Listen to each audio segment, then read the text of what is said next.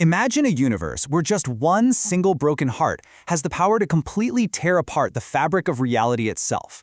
A world where actual gods walk right alongside mortals, where weapons don't just wound you, they literally erase your very existence from time, and where every single battle is fought on a scale that shatters the heavens. I mean, why are we always so drawn to these myths where the stakes are nothing less than existence itself? Well, okay, let's dive right into this. Welcome to today's Explainer, where we're breaking down a mythological saga so colossal, so breathtakingly epic, that it honestly redefines the very meaning of the word power. We are exploring The Wrath of God by Aishwarya Shukla. So, our story kicks off with a pretty staggering question. What exactly happens when a mortal unknowingly challenges the divine? We meet King Eldin, this highly powerful human ruler, who announces the greatest contest the world has literally ever seen. To win the hand of his beloved daughter, Princess Lysara, a suitor has to lift Helios. Now, Helios is this ancient sacred bow that is famously impossible to move. All these legendary kings and powerful princes try, and they all completely fail. But then, this lone prince named Orion shows up. He claims to be from this unseen, seemingly impossible kingdom of Necrovia, hidden in the Blackspire Mountains. The entire court just laughs at him. King Eldin mocks him mercilessly, which, honestly, if you know anything about the history of mythology, you know that is the exact moment you've made a fatal error. Orion just casually walks up and effortlessly lifts this impossible bow. Just like that, the answer to Lysara's childhood prayers is standing right there in front of her. Part 1. A curse reshapes eternity. Now, this miraculous union leads to a deeply catastrophic emotional catalyst. Sometime later, Lysara goes back to her father's palace for a royal festival, but guess what?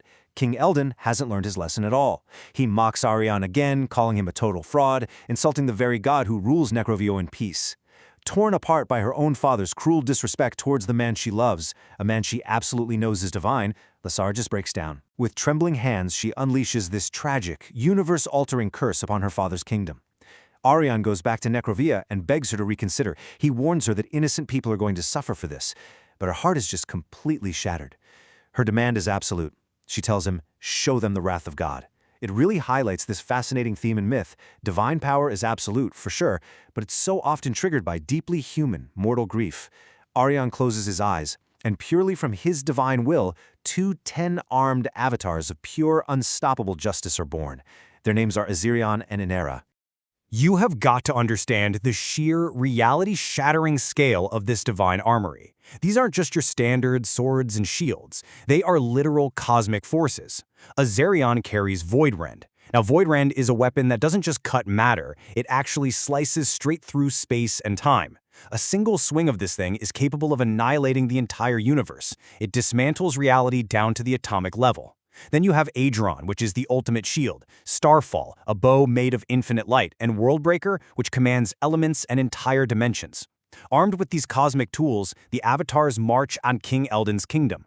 The palace just crumbles instantly. The sun's power is actively extinguished in the sky above them, and King Eldin, he is executed with a single devastating void strike. But listen, this justice comes at a truly horrific price.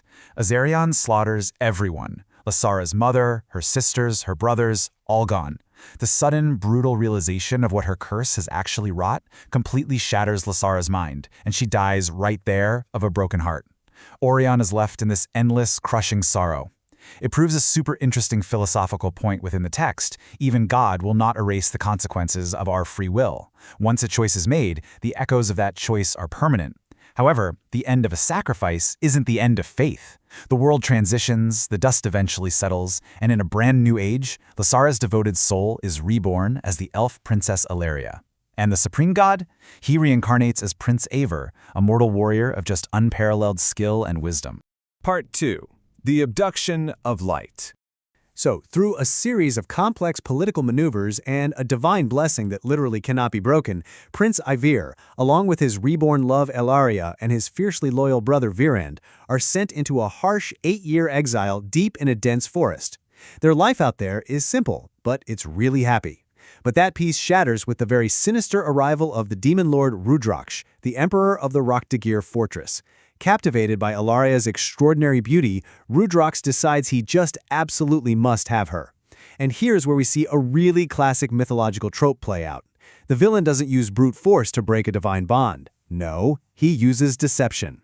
He turns the hero's own compassion right against them. First, Rudrox creates this mesmerizing golden deer illusion to lure Aishwarya deep into the woods. Then, using perfect voice mimicry, he tricks Virand into leaving Ilaria's side. With both brothers gone, Rudrox disguises himself as this bleeding, wounded monk. The second the compassionate Ilaria steps out of her magical protective shelter to help him, Rudrox drops the illusion, knocks her unconscious, and abducts her straight up into the blood-red sky. Part 3. Clash of Mythic Armies. Aishwarya and Virand quickly realize they've been totally played, but tracking a demon emperor, that requires an army. So they go out and forge an alliance with the Vanaras. This is a colossal kingdom of monkey warriors led by Prince Nalkat and his incredibly smart chief minister, Vikram.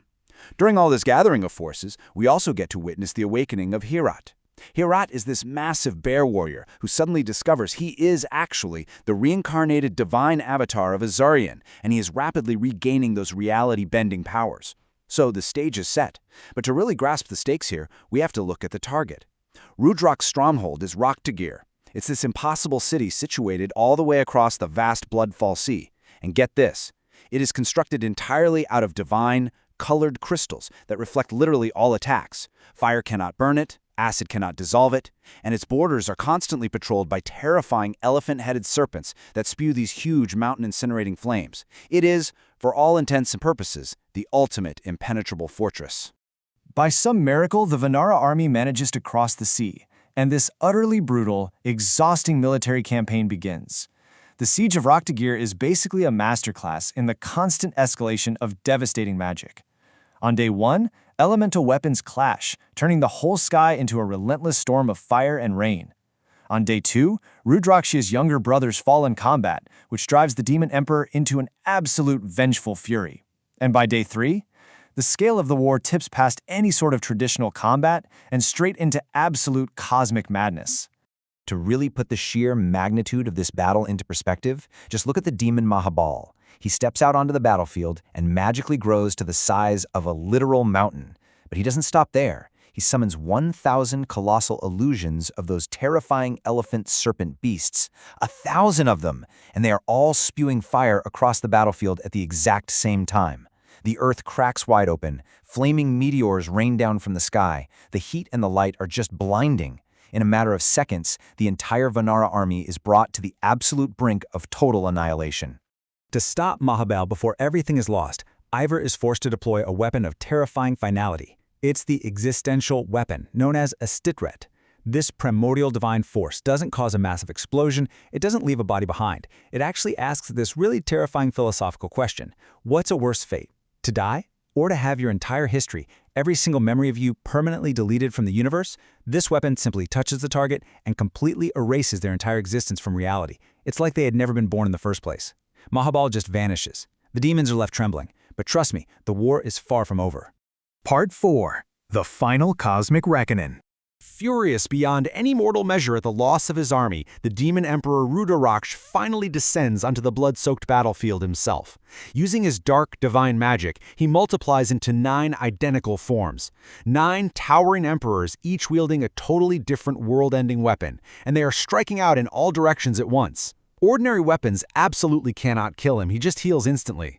But this creates a really brilliant tactical mini-narrative. Advised by the sea goddess Varuni, our heroes learn that the only weapon capable of actually piercing his immortality is a highly specific divine arrow, and it's hidden deep within Rakhtagir's own crystal walls. So, while Aishwarya desperately holds off all 9 emperors, Herat flies straight into the fortress. He shatters the impenetrable crystal defenses with his massive hyper-frequency sound blast, grabs the golden arrow, and rushes it right back to Aishwarya. Aishwarya knocks the arrow. The roaring sky suddenly falls dead silent, and the shot strikes true. The Demon Emperor dissolves into a pillar of blinding light. The remaining demon army just drops their weapons in total shock. The Vanaras slowly raise their battered, torn banners. After long years of exile, bitter deception, and days of brutal, reality-bending war, Ilaria is finally safe. You can practically feel this massive collective sigh of relief radiating right off the pages. The Great War is over. Victory? Well, victory seems assured. But then, the temperature plummets. An eerie, absolutely suffocating silence falls over the cheering Vanara army. The warm golden light of the sun is suddenly violently swallowed up by these unnatural, terrifyingly dark clouds. The victory, it was a total illusion. Imagine the psychological horror here, surviving an impossible apocalyptic siege only for the sky itself to suddenly weaponize against you. The ground begins to shake violently. Massive, fiery meteors plummet straight down from the heavens, crashing into the celebrating armies with absolutely no warning, completely obliterating soldiers in an instant flash of dust, shock, and fire. A colossal shadow descends all the way from the moon itself. It's Sahasranan. This is Rudrak's elder brother, a monstrosity with 1,000 roaring heads. Now you might be wondering, why was he waiting? Well, he was bound by an ancient curse to the moon, and the lore mechanics here are just fascinating. Rudrak's death actually acted as the magical key that freed him. And Sahasranan is completely, utterly immune to all weapons, all magic, and all mortal powers. Every single strike against him heals instantly. He has come to enact absolute apocalyptic vengeance. So, it leaves us with the ultimate question. How on earth do you kill something that literally cannot die? The answer lies in Aiveer's true identity. As this 1,000-headed beast ravages the earth below, Aiveer deliberately sheds his human form. A blinding divine light erupts across the battlefield. The very pacing of the universe seems to just stop, and from that brilliant light emerges the supreme god in his primordial shape, a colossal 5-headed divine serpent. Its massive tail is fluttering against the blackened sky, and its breath is literally shaking the compass points of the world. The clash between Sahasranan and this 5-headed divine serpent is not a battle of armies anymore, it is a full-on collision of gods. In mythological texts, these kinds of battles are often brilliant metaphors for the collision of cosmic order and absolute chaos. The heavens literally tear wide open, entire oceans rise straight up into the atmosphere. The impact of their strikes is so unbelievably immense that it feels as though the very fabric of time is just ripping apart right before our eyes. Pushed to the absolute edge of existence itself, the 5-headed divine serpent coils its massive form, its eyes burning with the heavy weight of eternity. It launches itself like a literal lightning bolt for one final reality-bending strike against the 1,000-headed horror. And The Wrath of God by Aishwarya Shukla leaves us right there at this impossible precipice. Looking at the sheer scale of this destruction, it forces us to ask a really profound question. When divine forces escalate to the point of unmaking reality itself, can the universe ever truly be put back together? Or does true justice sometimes actually require total annihilation? You are absolutely going to have to dive into the epic yourself to find out how the dust settles on this one. Thanks so much for joining me on this explainer, and I'll catch you in the next one.